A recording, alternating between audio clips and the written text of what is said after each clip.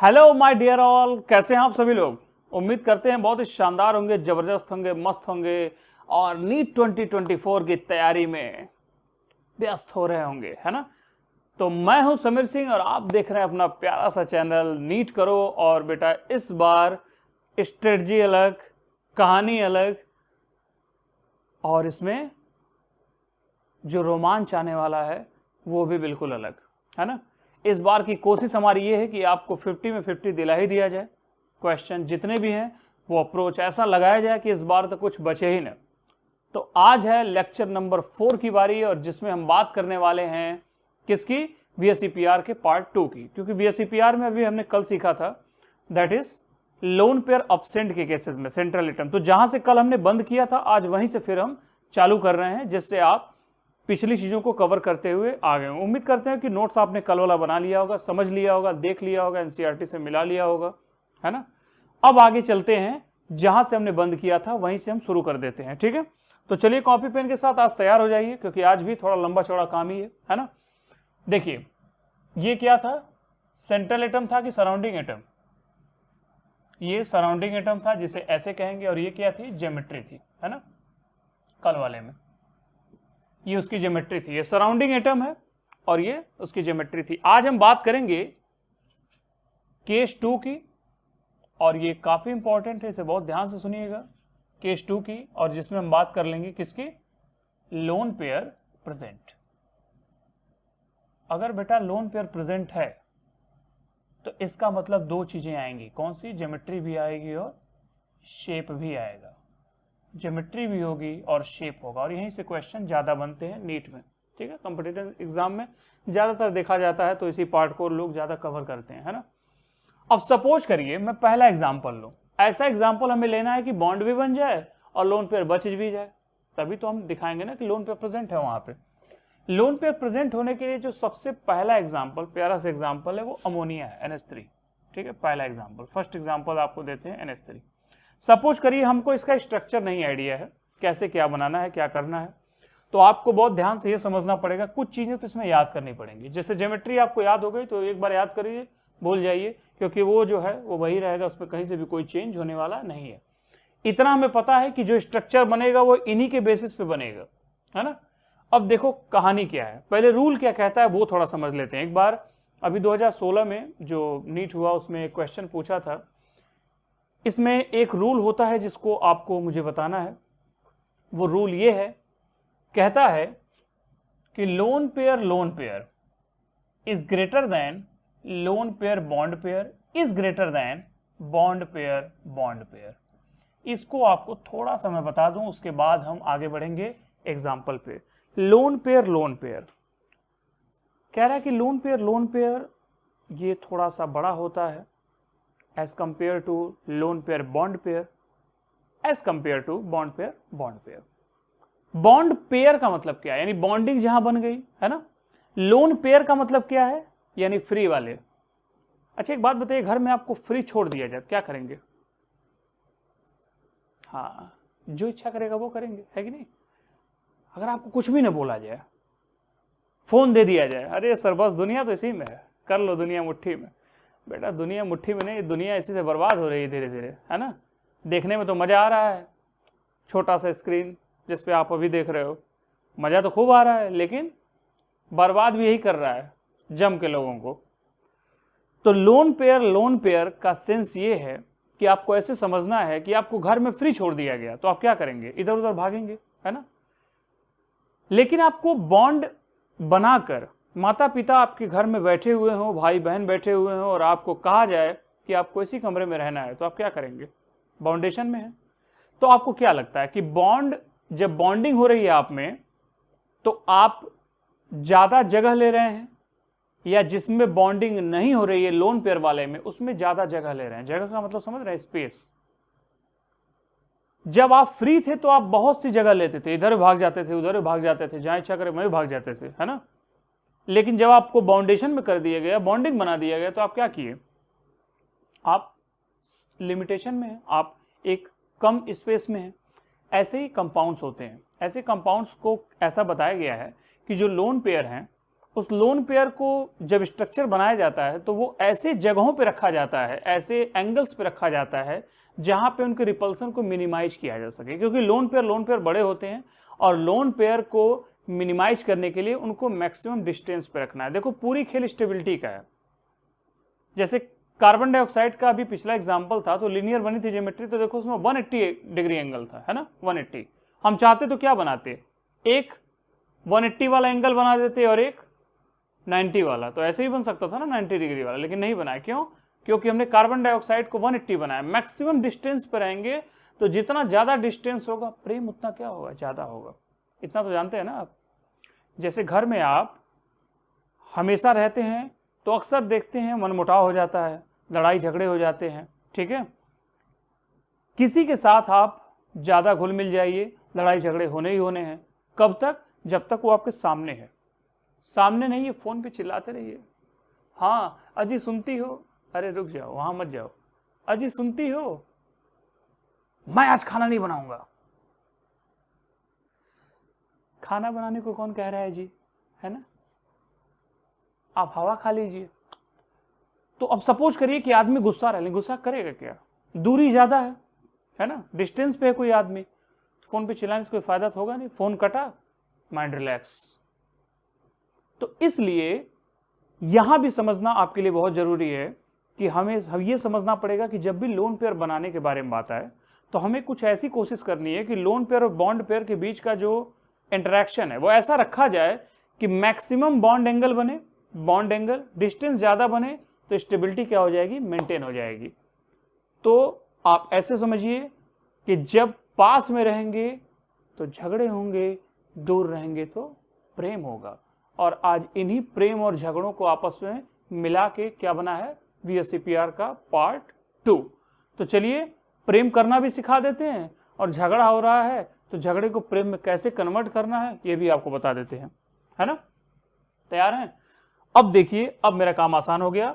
अब loan pair bond pair आप इतना बस समझ लीजिए कि दिस इज द ऑर्डर, आपको ये दिमाग में रखना है और इस ऑर्डर के अकॉर्डिंग कैसे इसको अप्लाई करना है। देखो इसका यूटिलाइजेशन कहीं नहीं आएगा, ऐसा नहीं कि कोई सीक्वेंस रूल होगा जिसमें हम यूटिलाइज करेंगे। 2016 में जब कोई क्वेश्चन पूछा गया था 2016 में, तो डायरेक्ट ऐसे ही पूछ लिया गया था कि बताइए इसका ऑर्डर क्या है। तो आपको सीक्वेंस याद होना चाहिए, लोन पेयर, फिर लोन पेयर बॉन्ड पेयर, फिर बॉन्ड पेयर। बॉन्ड पेयर सबसे कम हो जाएगा ना, लोन पेयर बॉन्ड पेयर फिर भी थोड़ा सा डिस्टेंस ज्यादा रहेगा, लोन पेयर फ्री होगा बिल्कुल, है ना। अब देखो अमोनिया है पहला एग्जाम्पल। इस अमोनिया को कैसे हम करेंगे, काम फिर वही है।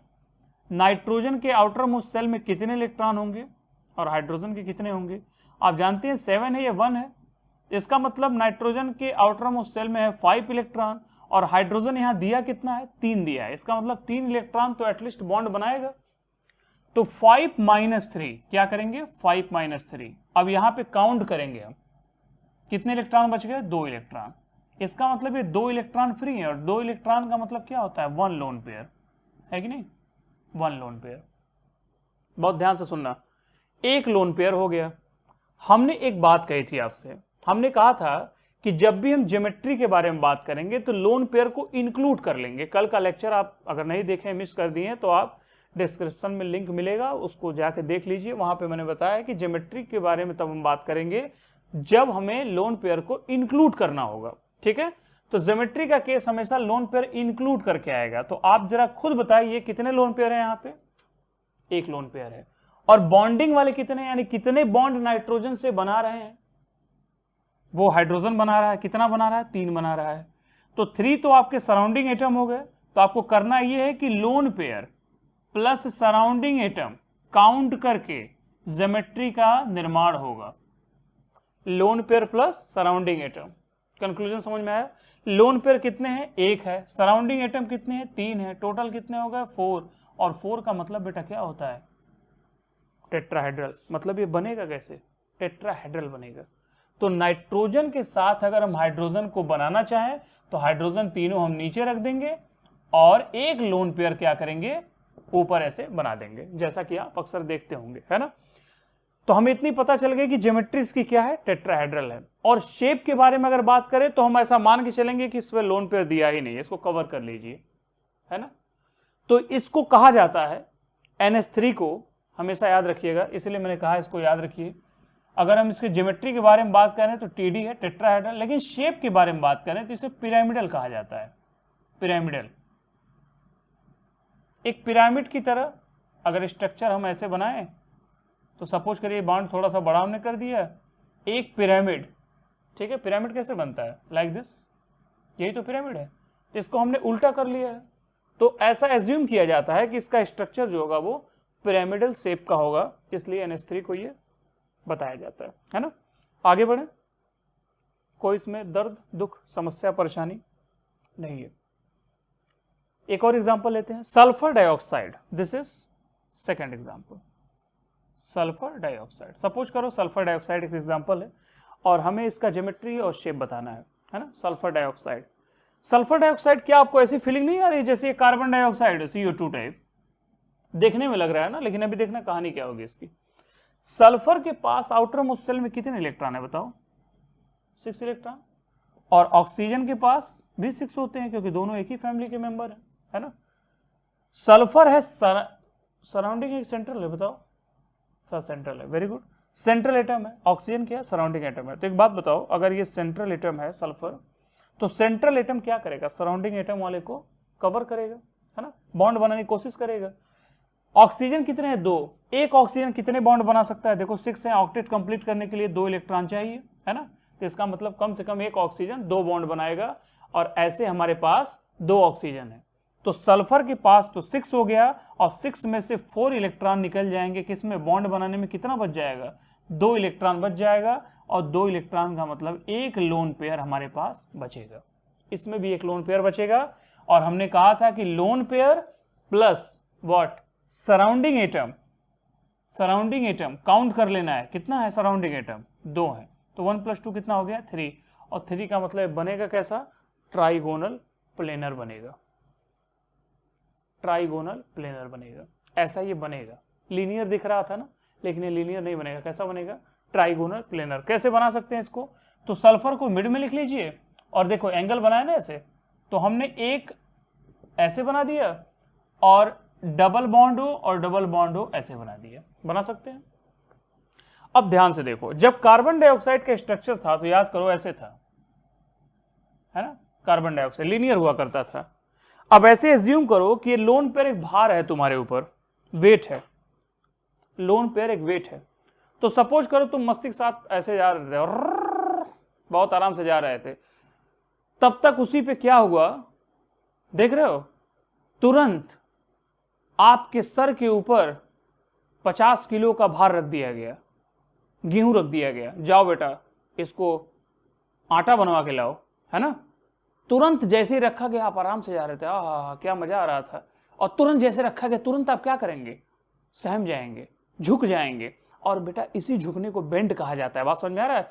अभी आप बड़े आराम से चल रहे थे, आराम से चल रहे थे, मस्ती के साथ चल रहे थे, जैसे ही वेट रखा गया तुरंत आपका ये जो बॉन्ड था वो क्या हो गया? ऐसे हो गया, बेंड। इसको बेंड कहा जाता है। झुकने को क्या कहा जाता है? बेंड कहा जाता है। तो एक बात बताइए, इसको ज्योमेट्री हम क्या लिख सकते हैं? ट्राइगोनल प्लेनर, यानी हमने टीपी लिख दिया, लेकिन शेप क्या लिखेंगे आप? शेप लिखेंगे बेंड हो जाएगा, है ना, बेंड। क्योंकि हमने कहा था कि शेप के लिए क्या करना पड़ता है? लोन पेयर को मान के चलना है ही नहीं, है कि नहीं।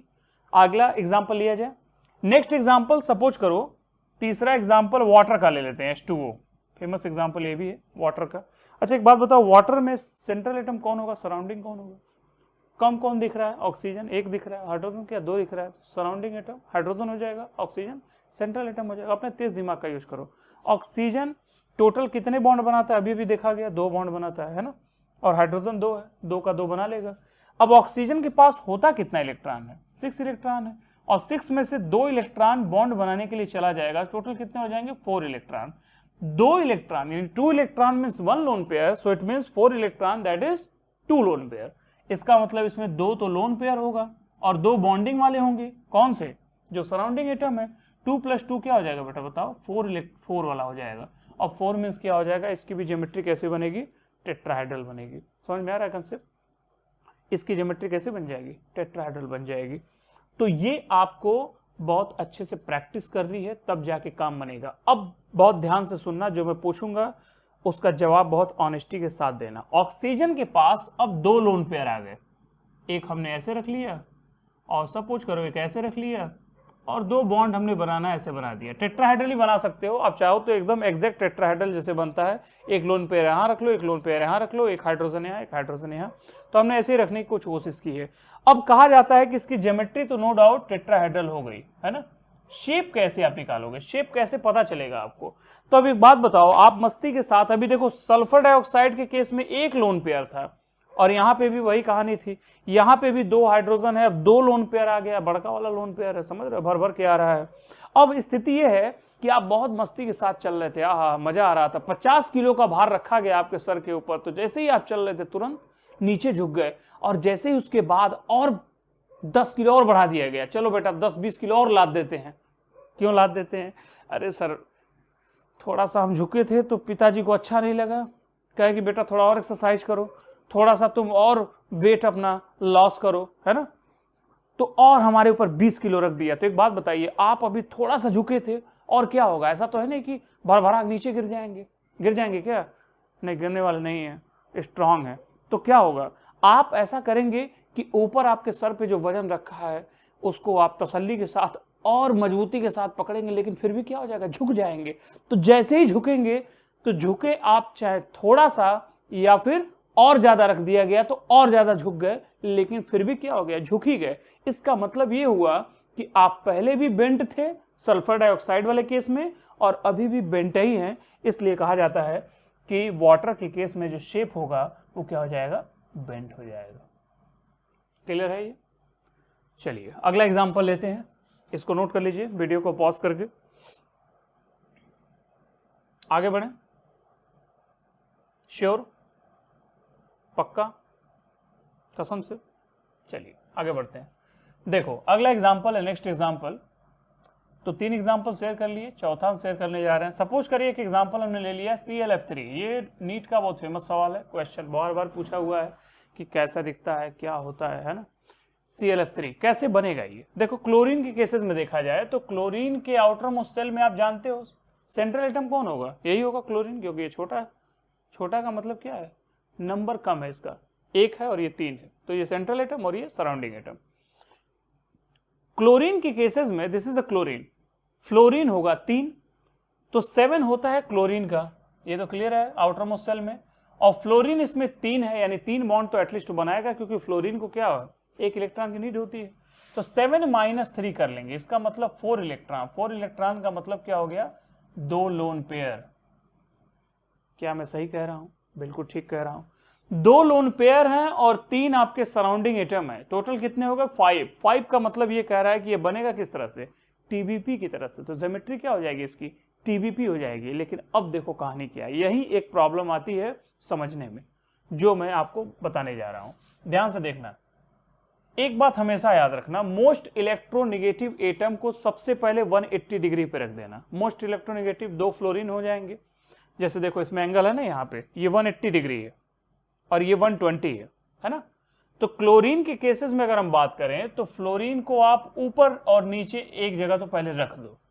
तीसरा फ्लोरीन कहाँ रखना है यही डिसाइड करेगा कि स्ट्रक्चर बैलेंस होगा या नहीं होगा। सपोज करो कि हमने एक एंगल ये ले लिया फ्लोरीन का और एक लोन पेयर यहां लगा दिया ऐसे और ऐसे, है ना। थोड़ा हम कलरफुल बना लेते हैं इन चीजों को ताकि आपको अच्छे से समझ में आए। बहुत ध्यान से देखना, क्लोरीन एटम है और ये पॉसिबिलिटी है। हमको ये पता है कि ये जो एंगल हैं आपस में ये 120 डिग्री का फॉर्मेशन करते हैं। अब जरा ऐसे ही सोचना, ऐसे समझाने के लिए बता रहा हूं, हालांकि होता कुछ और है, मैं सिर्फ एक एज्यूम कराना चाह रहा हूं। लोन पेयर को ज्यादा स्पेस चाहिए, मतलब झगड़ा कम हो, इसके लिए थोड़ा इनको किनारे किया जाए। ऐसे केसेस में सपोज करो ये फ्लोरीन अगर ऐसे ही देखा जाए हाइपोथेटिकल, तो इनके बीच का जो एंगल है वो लगभग 60 डिग्री का हमें दिखाई दे रहा है ना। तो फ्लोरीन तगड़े वाले इलेक्ट्रोनेगेटिव है, तो ये आपस में रिपल्सन ज्यादा करेंगे। रिपल्सन का मतलब झगड़ा ज्यादा करेंगे, क्योंकि तो तगड़े वाले हैं, रहना नहीं चाहेंगे एक दूसरे के साथ। और ये बेचारे ये तो पहले से ही भागना चाहते हैं, लेकिन इनको जबरदस्ती पकड़ा गया है। लेकिन ऐसे जगह इनको रखना है जहां झगड़ा कम हो। अब ध्यान से देखना, अगर इस फ्लोरीन को यहां रख दिया जाए तो इससे झगड़ा बहुत तेज होगा, है ना। और इस फ्लोरीन को उठा के, केस नंबर 2 क्या करें कि हम क्लोरीन को उठा के, 2 फ्लोरीन तो जहां है वहां का वहां ही रहने दें।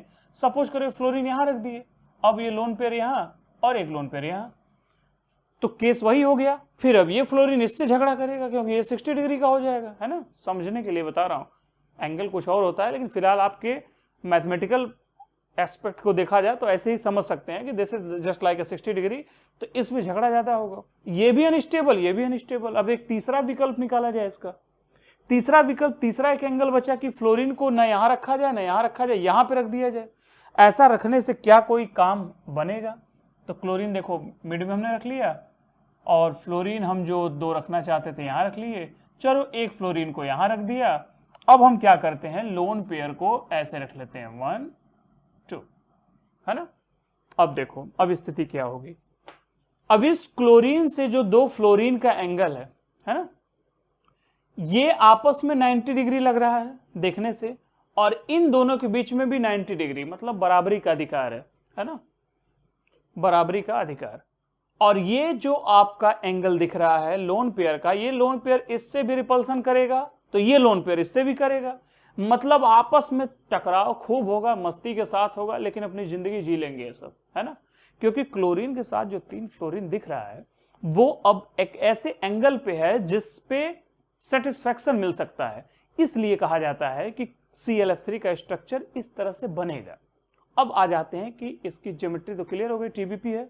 शेप के बारे में अगर हम बात करें तो शेप इसका कैसा दिखेगा, तो इसके लिए ऐसा कहा जाता है कि ये टी शेप का होता है। देखो इसको ऐसे पकड़ो और ऐसे घुमा दो, है ना, तो ये ऐसे दिखेगा टी शेप।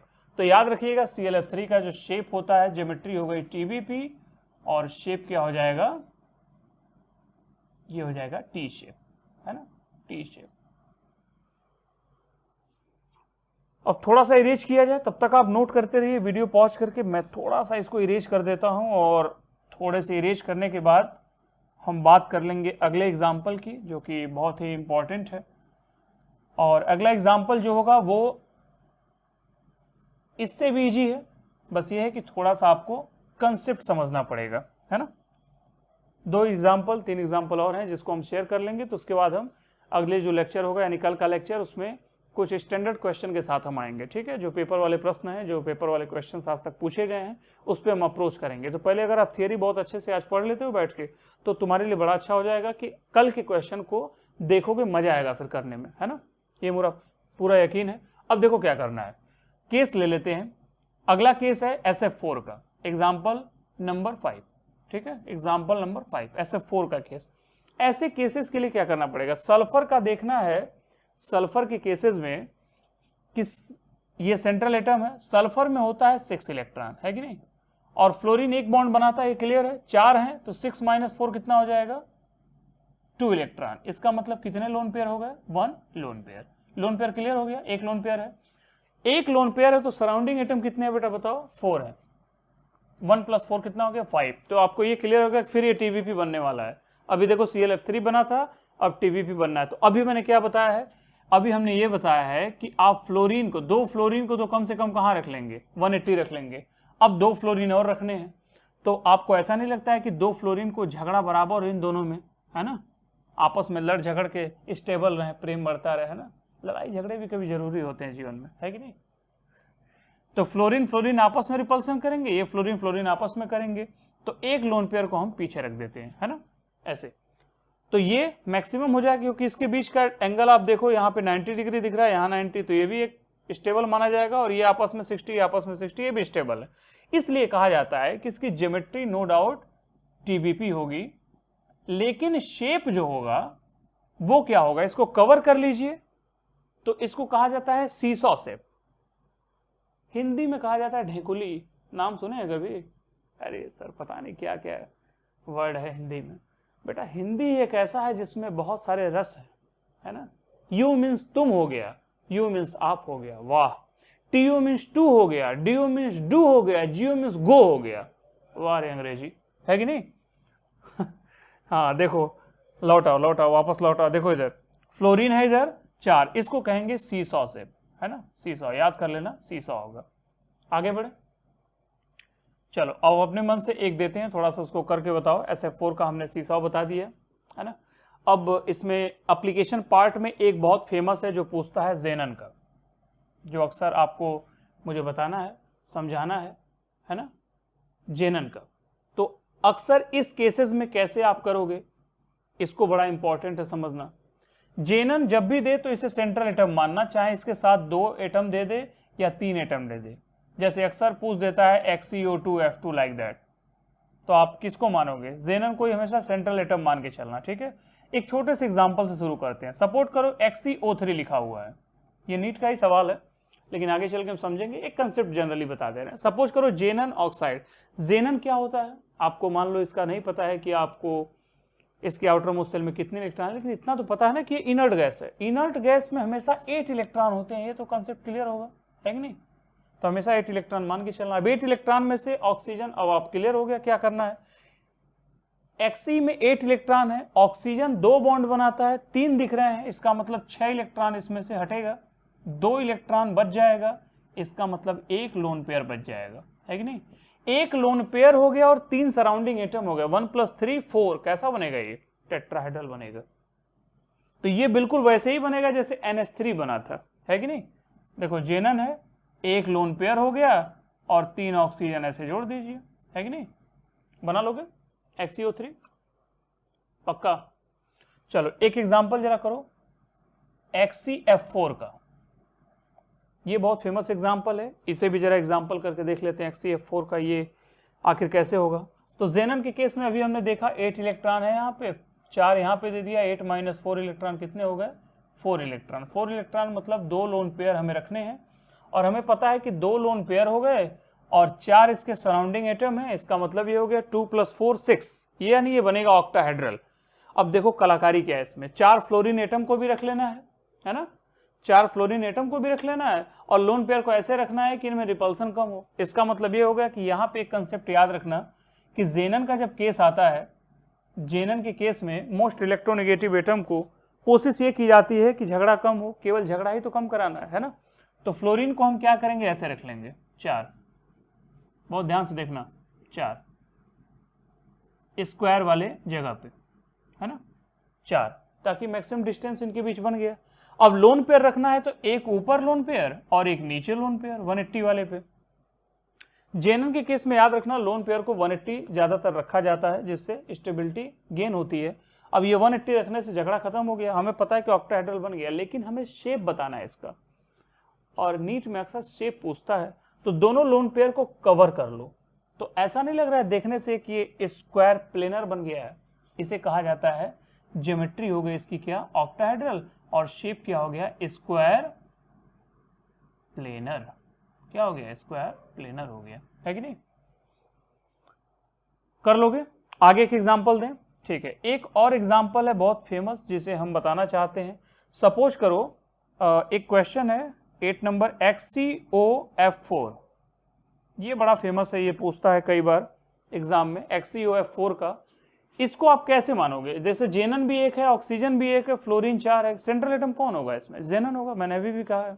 तो जेनन के केस में क्या करोगे, अब देखो कितने बॉन्ड इसमें से बन रहे हैं। जेनन के पास 8 इलेक्ट्रॉन है, ऑक्सीजन के पास कितने हो गए, 2 इलेक्ट्रॉन, फ्लोरीन के पास कितने हो गए, 4 हैं, है ना। तो इसका मतलब ये हो गया 8 - 2 - 4, अब इसमें से 6 माइनस हो गया, 2 इलेक्ट्रॉन, यानी 1 लोन पेयर बचा आपके पास। बॉन्ड बनने के बाद टोटल बॉन्ड कितने बन गए, 6 बॉन्ड तो बन जाएंगे, क्योंकि ऑक्सीजन 2 बॉन्ड बना लेगा, 4 फ्लोरीन बना लेगा, 1 लोन पेयर बचा। सराउंडिंग एटम को काउंट कर लीजिए, 1 ये है, 4 ये है, तो यानी 5 ये हो गया, 1 + 5, टोटल कितना हो गया, 6 का मतलब अभी भी ऑक्टाहेड्रल बनने जा रहा है कि नहीं। अब अगर ऑक्टाहेड्रल बनने जा रहा है तो इसको बनाएंगे कैसे, सबसे बड़ी कलाकारी ये है। तो अब जरा ध्यान रखिएगा, हमेशा याद रखिए कि आप लोन पेयर को या तो देखिए आपने 4 फ्लोरीन कैसे रखा वैसे ही अभी भी रखना है, लाइक दिस। चलो 4 फ्लोरीन हमने रख लिया, और हमें क्या करना है, चलो लोन पेयर, अब हमें डबल बॉन्ड O बनाना है, तो चलो थोड़ा सा सुविधा के लिए हम डबल बॉन्ड O को ऊपर बना देते हैं, लोन पेयर को नीचे बना देते हैं, है ना, ऐसे। अब देखो क्या है, अगर हमने लोन पेयर को कवर कर लिया तो अभी भी ये स्क्वायर प्लेनर तो है, लेकिन ये जो ऊपर का बॉन्ड बना है ना, एक पिरामिड का फॉर्मेशन कर रहा है, इसलिए इसका नाम होता है स्क्वायर पिरामिडल, है ना, स्क्वायर पिरामिडल। ये आपको ध्यान में रखना है कि नहीं। तो XeOF4 ऐसे आप अगर करोगे तो आपके लिए काम आसान हो जाएगा।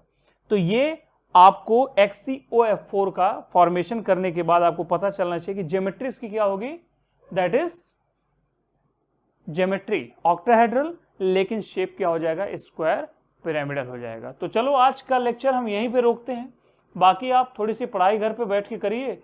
कोई डाउट्स अगर मन में हो तो मुझे जरूर बताइएगा। कल का लेक्चर मिस मत करिएगा, क्योंकि कल के लेक्चर में बहुत इंपॉर्टेंट लेक्चर आने वाला है, क्योंकि कल हम बात करेंगे चार्ज स्पीसीज के बारे में। क्योंकि नीट में जो क्वेश्चंस आते हैं ना, वो ज़्यादातर चार्ज स्पीसीज से भी देता है, और ये भी पार्ट था जो हमने कवर कर दिया। ठीक है, तो आज बहुत सारे एग्जाम्पल्स आप जो एनसीईआरटी में है आपके पास या बुक में जो गिवन है, रेफरेंसेज हैं, उससे आप सॉल्व कर सकते हो बहुत इजी तरीके से। कोई अगर डाउट्स हो मन में तो आप कमेंट सेक्शन में कमेंट करके बताइएगा।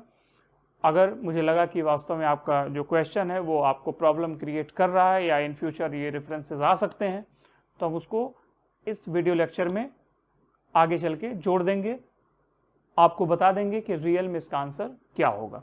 ठीक है, तब तक के लिए पढ़ाई करते रहिए, लाइक शेयर जरूर कर दीजिएगा, जिससे बाकी लोग जो फ्री में पढ़ना चाहते हैं, केमिस्ट्री का क्लास लेना चाहते हैं, वो बिल्कुल फ्री ऑफ कास्ट है, 1 भी रुपया आपका लगना नहीं है। जो घर पे हैं वो घर पे सुरक्षित रहें, मस्त रहें, व्यस्त रहें, प्रेम करें, झगड़ा ना करें। अभी तक के लेक्चर से क्या समझ में आया, झगड़ा हमेशा प्रॉब्लम क्रिएट करता है, तो झगड़ा वालों को क्या किया जाता है, डिस्टेंस पर रखा जाता है। इसलिए आप भी डिस्टेंस मेंटेन करिए और स्टेबिलिटी को गेन करिए। ठीक है, तब तक के लिए very all the best for tomorrow onwards. Thank you to all of you.